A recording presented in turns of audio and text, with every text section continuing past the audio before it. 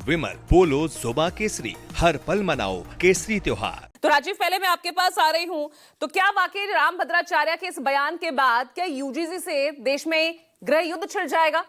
राजीव,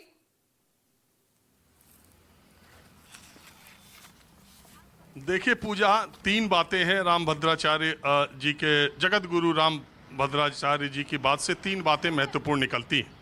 पहली बात तो ये है कि इन दिनों एक प्रचलन है, अगर भारतीय जनता पार्टी यानी सत्ता पक्ष के संरक्षण में है, आप उस तरफ हैं, तो आप गृह युद्ध जैसी बात इतनी आसानी से कह सकते हैं और आप पर कोई कार्रवाई भी नहीं होगी। अभी कुछ दिनों पहले सुप्रीम कोर्ट को लेकर भारतीय जनता पार्टी के एक सांसद ने कहा कि सुप्रीम कोर्ट देश में गृह युद्ध कराना चाहता है, और इतने पूजनीय संत हैं, लाखों करोड़ों में उनके भक्त हैं, ज्ञानपीठ पुरस्कार से सम्मानित हैं, पद्म पुरस्कार से सम्मानित है राम भद्राचार्य जी, और यूजीसी के सब्जेक्ट पे वो कह रहे हैं कि देश में गृह युद्ध छिड़ जाएगा। आप इसको पलट के देखिए, अगर विपक्षी दल के समर्थन वाला कोई व्यक्ति होता या विपक्षी दल का कोई नेता ये कहने लगता कि गृह युद्ध छिड़ जाएगा, तो फिर सत्ता पक्ष के लोग कहते कि ये राष्ट्रद्रोह का मामला है, ये राष्ट्र विरोधी बात कही जा रही है। लेकिन आप अगर भाजपा के साथ है तो आप कुछ भी कह दे रहे हैं। राम भद्राचार्य, दूसरी बात इसमें आती है, राम भद्राचार्य जी कह रहे हैं कि यूजीसी कानून वापस लेना पड़ेगा, नहीं तो गृह युद्ध छिड़ जाएगा। और संघ प्रमुख मोहन भागवत कहते हैं कि यूजीसी कानून जो आया इसको सबको मानना चाहिए, जो गिरे हैं उनको उठाना चाहिए, और संघर्ष से नहीं समाज समन्वय से चलता है, किसकी बात पर यकीन किया जाए और किसकी बात को कहा जाए। संघ प्रमुख ने ये बात कही है। अभी लखनऊ दौरे के दौरान ही उनसे यूजीसी के बारे में पूछा गया था, उन्होंने बिल्कुल साफ तरीके से यूजीसी कानून का समर्थन किया। उन्होंने कहा कि अगर कोई खामियां हैं तो कानून में बदलाव हो सकता है। अब तीसरी बात जो आती है वो ये है कि यूजीसी का जो नए कानून है, नए रेगुलेशंस है, ये भारतीय जनता पार्टी के लिए गले की हड्डी बन चुका है।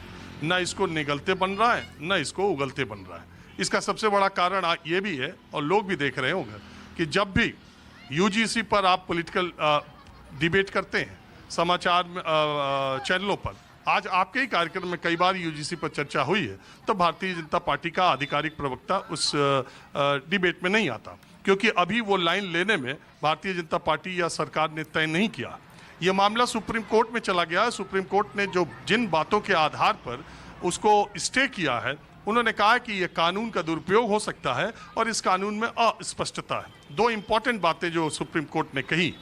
देखिए, यूजीसी ने ये जो कानून बनाया, ये जो रेगुलेशंस लाने का काम किया, वो किस मंशा से किया गया, ये एक बहुत बड़ा सवाल है। दूसरी बात, सवालिया निशान उस पर यह भी है कि ऐसे समय में इसको लाने की जरूरत क्या थी, और जो स्टेक होल्डर्स हैं उनसे बात क्यों नहीं की। अगर समाज का एक तबका उससे आशंकित है और उसे किसी तरह का संदेह या भ्रम है, तो स्टेक होल्डर से बात क्यों नहीं की गई। और एक साल का समय इसमें था, और पार्लियामेंट की जो एजुकेशन की पार्लियामेंट्री कमेटी के चेयरमैन हैं दिग्विजय सिंह, उन्होंने कहा है कि ऑन रिकॉर्ड कहा है कि यूजीसी के रेगुलेशंस में जो नई बातें ये आई हैं वो उनकी कमेटी ने उसके रिकमेंडेशन नहीं थे।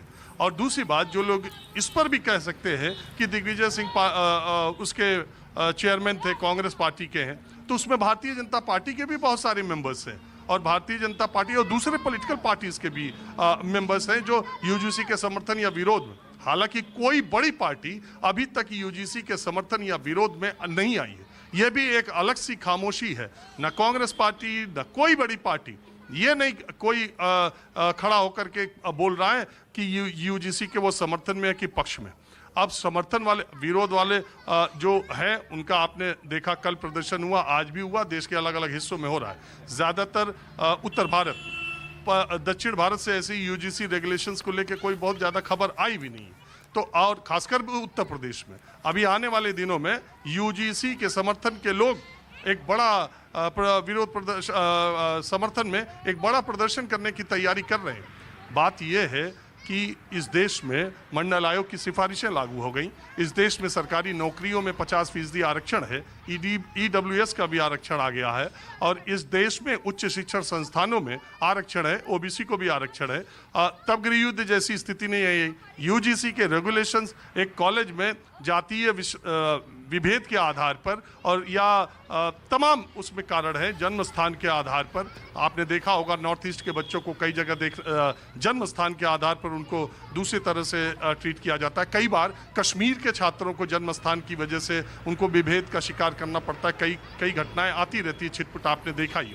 तो जन्म स्थान के आधार पर, लिंग के स्थान पर, धर्म के आधार पर, जाति के आधार पर, महिला होने के आधार पर, दिव्यांगजन होने के आधार पर अगर आपके साथ विभेद होता है तो इक्विटी कमेटी उसको देखेगी। ये प्रोविजन है उसमें, और इसके अलावा उसमें जोड़ा गया जाति आधार पर SC ST और OBC। SC ST के लिए तो हमेशा से था, OBC के जोड़ने पर ऐतराज। सवर्णों को, सामान्य वो लोगों को ये है कि देश के कई हिस्सों में, खासकर उत्तर प्रदेश में भी और बिहार में, हिंदी भाषी क्षेत्रों में बहुत सारे OBC ऐसे हैं जो धन जन बल में सामान्य वर्ग के बराबर हैं या उनसे कहीं ऊपर हैं। उनका ये विरोध है कि जब वो हमसे ऑलरेडी विकसित हैं, संपन्न हैं, धन जन बल सबसे आगे है, तो केवल जाति के आधार पर ये विभेद नहीं होना चाहिए। ये मामला सुप्रीम कोर्ट में है। सुप्रीम कोर्ट में ये जब सुनवाई होगी, सारे पक्ष आएंगे, सुप्रीम कोर्ट इसका फैसला देगा। किसी संत के, किसी नेता के, किसी पत्रकार के कह देने से कि ये खराब है, इसका ये दुरुपयोग हो जाएगा, ये बहुत अच्छा है, इससे बहुत इक्विटी आ जाएगी, ऐसा नहीं होगा। कानून की समीक्षा करने का काम सुप्रीम कोर्ट का है। अब मामला चूंकि जुडिशरी में चला गया है तो हमको उसका इंतजार करना चाहिए। समर्थन वाले लोग जो बातें समर्थन के पक्ष में कह रहे हैं, हमको उनकी बातों को दिखाना है। जो विरोध कर रहे हैं उनकी बातों को दिखाना है। समर्थन और विरोध अगर है तो इसमें रास्ता निकालने का काम या तो सुप्रीम कोर्ट का है, नहीं तो सरकार का है, जिसने ये सरकार चौंकाने वाले फैसले करती रहती है।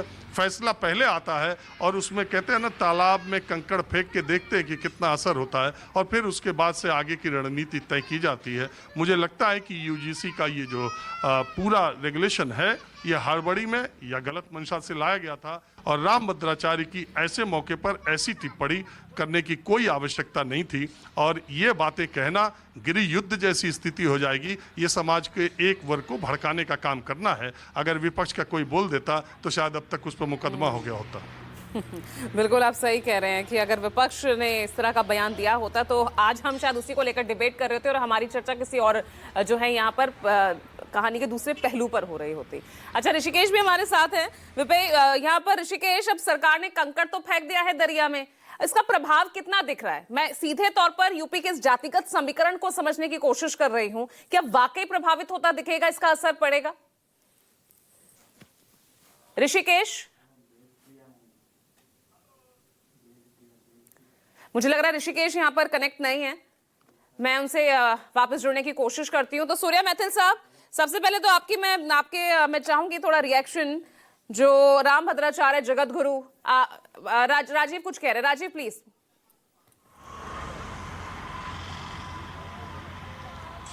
पूजा, मैं एक बात, लास्ट एक लाइन कहना भूल गया था। भारत के किसी राजनीतिक दल के बड़े नेता या राजनीतिक दल को सार्वजनिक तौर पर यह कहने की हिम्मत नहीं है कि UGC कानून का वो विरोध कर रहे हैं। सबको इसके समर्थन में ही खड़ा होना है, क्योंकि ये अंक गणित का खेल है। सबको पता है कि OBC और SC और ST की संख्या यहाँ पर कितनी है। तो ये बात राजनीतिक लोग या जिनका राजनीतिक झुकाव है या राजनीतिक, ये कोई नहीं कह सकता। इसीलिए संघ प्रमुख ने यह कहा था कि UGC कानून बना, इसको सबका पालन करना चाहिए। अब दूसरे तरफ के लोगों को आप ये कह सकती हैं कि किसी वर्ग को उकसाने का काम किया जा रहा है, और इस दृष्टि से ये बहस, ये चीज़ें, हालांकि अभी डेट 19 मार्च को लगी है, लेकिन मैं ये मानता हूँ कि आप देख ही रही हैं 13 जनवरी से आया है ये UGC का रेगुलेशन, और किसी बड़े राजनीतिक दल के किसी बड़े नेता ने इसके विरोध में आज तक अपनी जुबान नहीं खोली। बिल्कुल, ये भी राजनीति का दूसरा पहलू है राजीव।